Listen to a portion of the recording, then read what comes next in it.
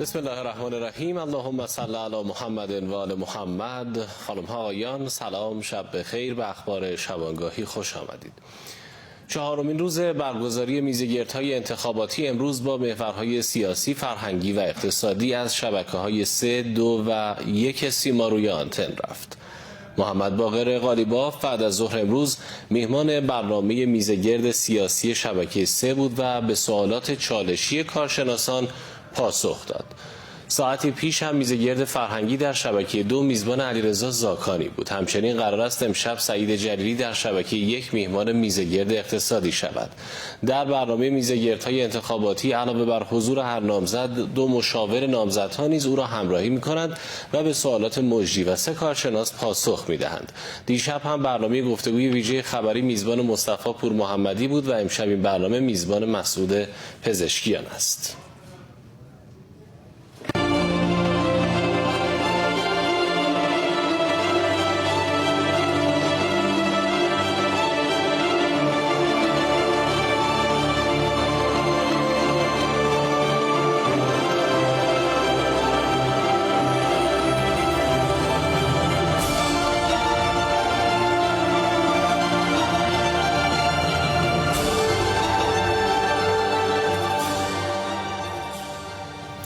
نخستین مناظره نامزدهای 14مین انتخابات ریاست جمهوری فردا دوشنبه ساعت 20 برگزار می شود. این مناظره از شبکه 1 و رادیو ایران پخش خواهد شد. خبرنگار ما در گزارشی نظر مردم رو درباره انتخاب نامزدهای انتخابات پرسیده. یه چیز دیگه آبرومون بره. من اصلا نمیدونم. میدونم واکنشش بده. نامزد که داره. یه نامزد دیگه. مادر من نامزدمو پیدا کردم. خب کی میای بریم خواستگاری؟ پول چقدر داری؟ پول خدا بزرگه. بابا بابا نامزد خیلی خوبه. چجوری پیدا کردی؟ 8 تیر بریم ببینیمش. اون چی؟ مبارک باشه. یعنی چی؟ مگه شهری نیندی؟ فکر نامزد ازدواج برات پیدا کردم. میگی رو نه الان دیگه ادامهش. آره دیگه 8 تیر بریم ان شاء الله نامزدمون رو انتخاب کنیم دیگه. اون نامزد. آره نامزد که انتخاب کردی؟ آره نامزدت انتخاب کردی؟ هنوز نه، فعلا دارم مناظره هاشونو میبینم. ما بیشتر واسه درد مردم میخوایم صحبت کنن. انتظارم اینه که مثلا حرفشون با عملشون یکی باشه. چه در قالب شعارهایی که دارن میدن، چه در قالب برنامه‌هایی که اعلام میکنن. سوابقشون باید بگن که چه کارهایی کردن و چه برنامه‌هایی دارن. انتظار از اینه که هوای ما جوونا رو داشته باشن، لحاظ اقتصادی، لحاظ مالی. اشتغال جوونا رو، دغدغه‌هایی که برای جوونا به وجود اومده رو اگه بتونن پاسخگو باشن، آدم اصلی هستن. تا جایی که میشه طرف مردم باشه، رفاه مردم رو فراهم کنه. آدم سالمی باشه، متدین باشه. انشالله 8 تیر. 8 تیر انشالله. طنین انداز شدن دعای عرفه در سراسر کشور همزمان با موسم حج و در شب عید قربان دعای امام حسین علیه السلام در روز عرفه در سراسر کشور طنین انداز شد. حجاج بیت الله الحرام نیز دیروز با حضور در صحرای عرفات این دعا رو زمزمه کردند. سرزمین وحی امسال بیش از 1,800,000 زائر داره.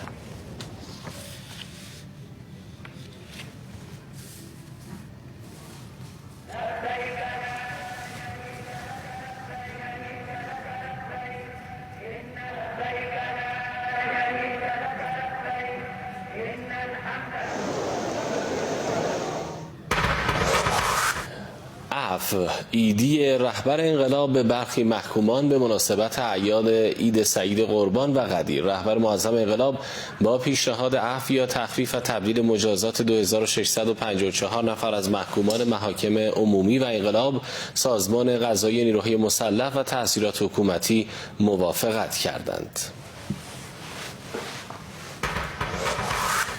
آغاز پویش نذر قربانی از فردا. کمیته امداد از نیکوکاران و خانواده‌های حجاج دعوت کرد نذرهاشون رو حضوری و غیر حضوری به پایگاه‌های کمیته امداد اهدا کنند.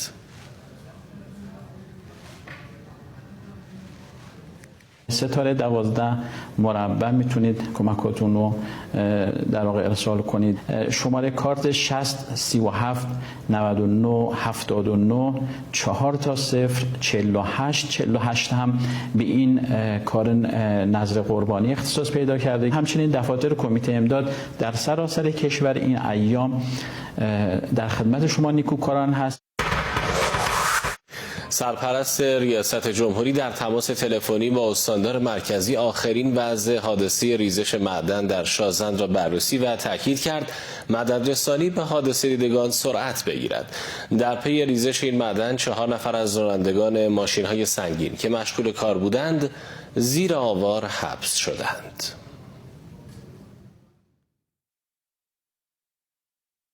روز گذشته اینجا انفجار معدن داشتن، احتمالاً ایمنسازی کامل انجام نشده یا بارندگی شب گذشته شرایط رو تغییر داده و در فعالیتی که امروز برای جمع‌آوری و در واقع برداشت سنگ انجام میدادن، اون ترک هایی که شب گذشته و روز گذشته ایجاد شده اونا باعث شده که کوه ریزش بکنه.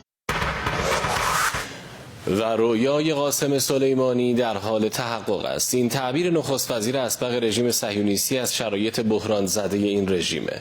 ایهود باراک اسرائیل رو در شرایطی وخیم و در خطرناکترین زمان تاریخش توصیف کرده و گفته تنها راه خروج از این کابوس سرنگونی کابینه نتانیاهو، در غیر این صورت با وحدت میادین علیه اسرائیل رویای ژنرال سلیمانی محقق میشه.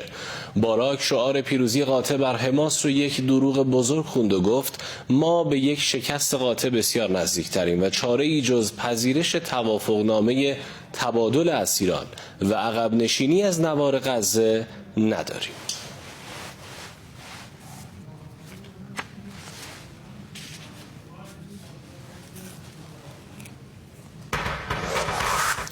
فروش بلیت قطارهای مسافری تیر ماه از پس فردا بنابر اعلام راه آهن فروش بلیت نیمه اول تیر از 8 صبح سه‌شنبه در سکوهای مجاز اینترنتی و از ساعت 11 در دفاتر مجاز فروش بلیت آغاز میشه.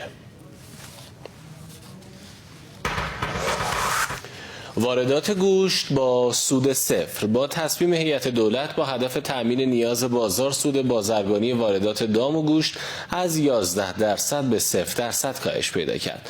عمده واردات گوشت کشور از استرالیا، روسیه، کشورهای آسیای مرکزی و قفقاز و برخی کشورهای آفریقاییه.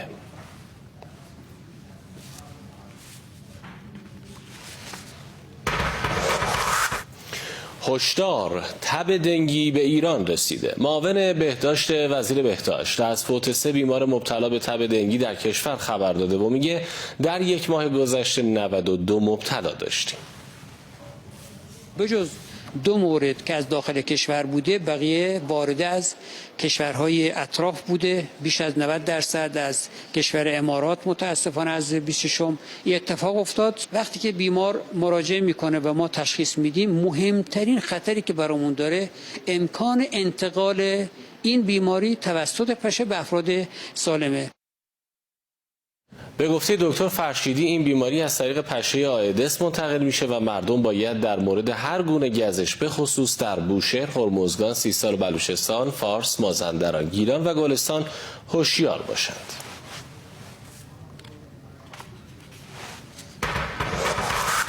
عرضه تایر بدون ضمانت قدغن. سازمان استاندارد اعلام کرد از مرداد امسال تولید کنندگان به ارائه برگه ضمانتنامه 5 ساله به همراه هر حلقه تایر سواری و وانت ملزم میشن.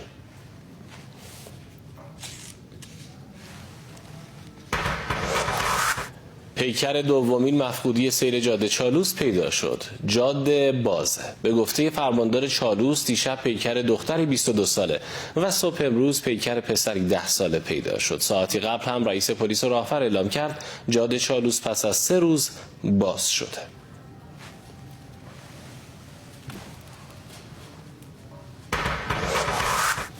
پایان یک ربع قرن انتظار برای احیای یک تالاب. دوریه به کمک ستاد احیای دریاچه ارومیه آبگیری و پس از 25 سال زنده شد. این تالاب که وسعت 25 هکتاری داره نزدیک به 1.5 میلیون متر مکعب آب به اون وارد شد و همکنون هم این میزان ادامه داره تا 2 میلیون متر مکعب آب وارد خواهد شد به این تالاب و نزدیک 80% تالاب کاملا آبگیری شده و پیش بینی می‌کنیم که انشالله 100% تالاب در چند روز آینده هم آبگیری بشه و این تالاب به طور 100% احیا بشه.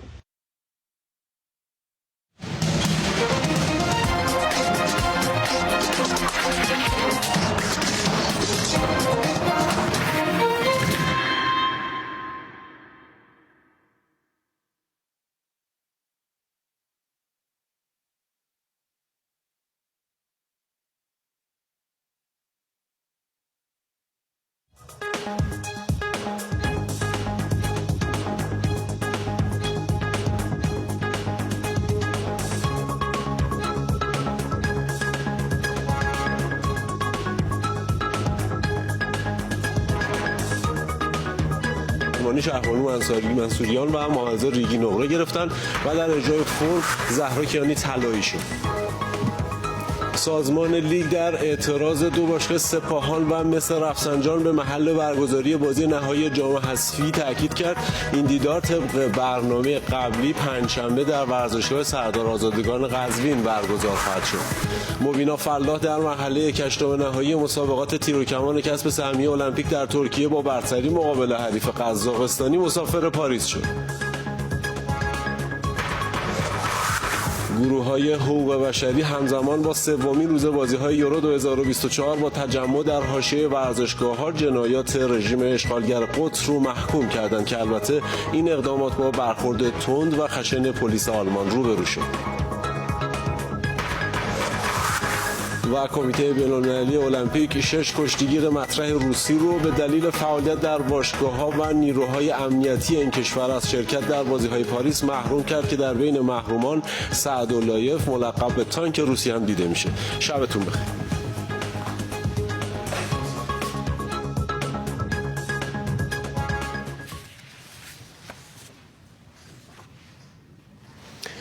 در روزهای شلوغ و پرترافیک پایان ترم همچنان پای کار انتخابات ریاست جمهوری اند.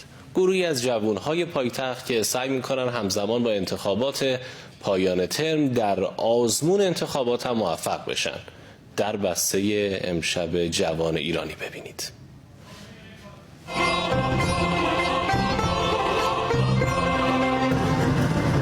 3 ساعت مونده به غروب آفتاب، قرار هر روزشون اینجاست. از 22 خرداد داره تیرمناسات برگزار میشه.